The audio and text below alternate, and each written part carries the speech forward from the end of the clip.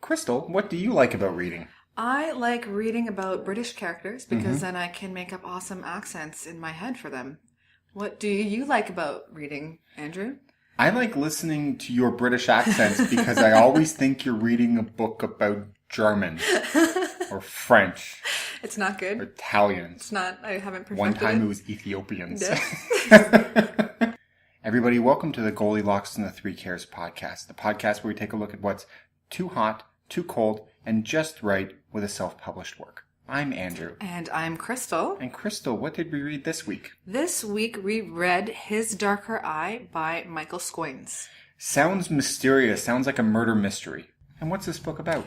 This, first of all, was a request book. Yes, keep So the requests coming. We appreciate that. It's also a debut novel, so another interesting point about this book. Good.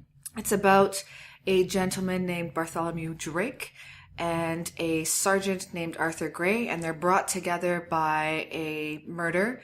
Mr. Drake is a sort of mysterious sort of man. He has a missing eye, and he has some cool magical business that goes on with what he sort of puts into his eye, as gross as that sounds. Mm-hmm. And contacts. but not. And Mr. Gray is very inquisitive, and quite frankly, this book reminded me a lot of Sherlock and Holmes. There certainly were a lot of parallels, weren't there? Definitely a lot of parallels, but a lot of well-done parallels that were different, but different in a good way. Yeah, we're not opposed to a new take on or a new version of. It's just it has to be done, first of all, well, so it has to be well written, but also just a fresh take. And that's really what the fantastical elements of the plot brought to the book. Definitely, yeah. I mean, I mentioned Drake's eye, and there's sort of, without giving too much away, he has kind of these awesome... He has his fake eye that he uses during his normal day-to-day life, but then he has these other eyes that have these magical elements to them, which bring a really fresh twist to the Sherlock and Holmes bro-ship. If I had a magical eye, do you want to know what I would want my eye to do? I don't know, Andrew. Read minds. So that way I'd be like, Crystal, where do you want to go out for dinner tonight? Wait, I already know. Well, there may be an eye that does this. Yeah, Andrew. it's Thai food. It's all the eye says. So what was too hot with the book? This is more a personal preference. I do want to state right off the bat that this is quite possibly my favorite book so far that we've done. And we've done a few. A few. What I found too hot was that this book is in multiple points of view, and one of those points of view happens to be from the murderer's point of view. And that's different. And it is different. Personally, I like not knowing who the murderer is, and that is classic Sherlock and Holmes, right? Yeah, you really don't get the aha moment until Watson, who's a storyteller, reveals it. But this book differed because it had different narrative tracks from different characters. Exactly. So where you have, Watson narrating and Sherlock sort of pointing out all of these different things, and the reader is thinking, what the hell does this have to do with anything? And then at the end, it all comes together and it makes perfect sense. Mm-hmm. We have different points of view where we know the motivation of the murderer, which, as an aside, is pretty cool on its own. It's sort of an external artifact. I'll kind of leave it at that. It is awesome, but at the same time, I like guessing who the murderer is. And even if I figure it out, I still like that process of guessing and the big reveal, which was missing from this novel. And did you find that the fact that you had the antagonist's point of view, did that add some tension to the later scenes, specifically building up towards the end? Unfortunately, it took away the tension for me because I already knew what sort of headspace the murderer was in and where he was going. And oh no, don't do that because that killed other people earlier in the book kind of thing. That was missing. And it sort of removed a layer of depth of mystery for me that I usually look out for. That being said, at the end, there still is a bit of a twist, and we'll talk more about that later.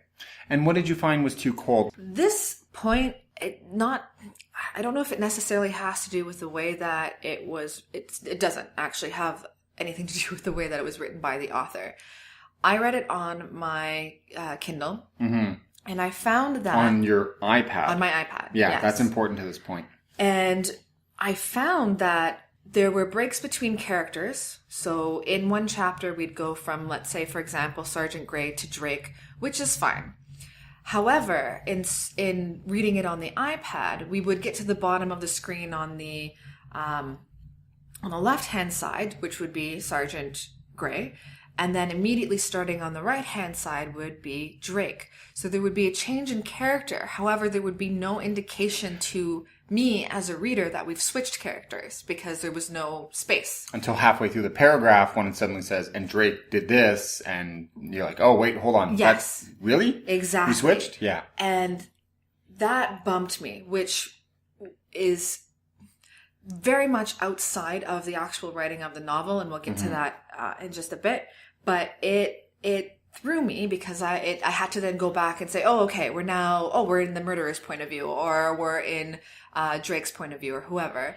And I found that really interesting because, with the electronic format, how do you avoid that from happening? Yeah, you bring up a really interesting point of view because, essentially the documents are text files that they allow the Amazon reader or Kobo or whatever you're reading to make the page breaks for you based on your screen and your font size. So it's not like you're doing a print version of the book where after you've gone ahead and formatted it, you put the gutters in, you've done your margins, the page numbers, blah, blah, blah. You can kind of zoom out and see where the breaks are and then fix that. Exactly. And as part of the editing process, there is someone who goes through and looks at the white space. So any hanging sentences, that would have been prevented. You wouldn't have had a turn the page and now we're in a different character. It would have been moved. The text would have been altered so that it would have been clear that we've switched characters. You almost bring up, you do bring up a really good point that you have to write for the format. So if you are going to have those breaks, just having a one line break, if you're reading it on your phone on public transit, that break might be between two pages and you might not be able to see it. So you almost have to start new character paragraphs with, Drake did blah, blah, blah, blah, blah, right? And, or more of an indentation. Yeah. You I don't think an asterisk is the right solution, but some way of identifying that just for the e-reader format. Yeah, because it's out of your control. Yeah. What did you find was just right? As mentioned before, this book hit me in multiple sweet spots. We're calling this the Andrew zone where you're jealous because I think we did 6 podcasts in a row where I was jealous of the idea. You're jealous of this idea. I am as a writer, I am jealous of the way that this book was written. The prose is just absolutely phenomenal. And what I mean by that is every word counts. Every word that is in this book has its place, means exactly what it's supposed to mean. There was a few, again, it's so nitpicky to say there were a few things that weren't correct, but that, if it's a self-published book, we don't really tend to look at those things. I gloss them over because you don't have a personal editor or, even with mine, I had an editor review it and there were still little mistakes, right? So I glossed those over, but this was just, I could read through it very quickly. It was also done in a British style, which I also love. It's a very flowery language. Yeah, and I don't mean feminine, but complex. Yeah. It was beautifully written. They invented the language. They're just better at it. Yeah, they definitely are. And that kind of writing takes me hours and hours to come up with a paragraph because it's not my style. So I tend to be a little envious of anyone who can write in that way. I hear it said that you have to write what you know.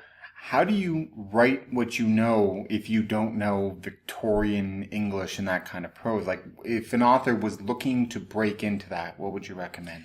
You would probably have to immerse yourself into it. And I do think just reading a lot of that kind of writing helps.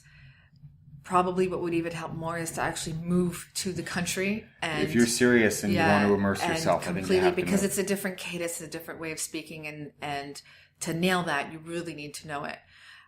It should be noted that Michael's from the UK. Yes, unless I've read that wrong. But anyways. But I mean, other parts of this book that hit me in the sweet spot. I love a good mystery.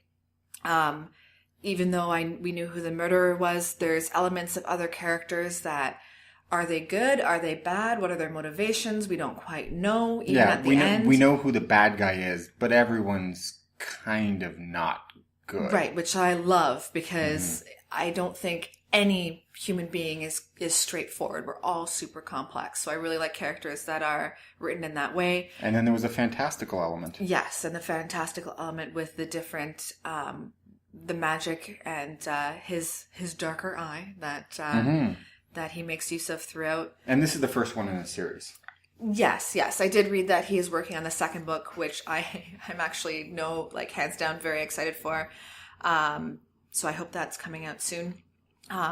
It is a shorter read as well. So another sort of too cold thing that I would say was that I just wanted more. I just wanted, which is not a negative at all, right? I wanted to read more.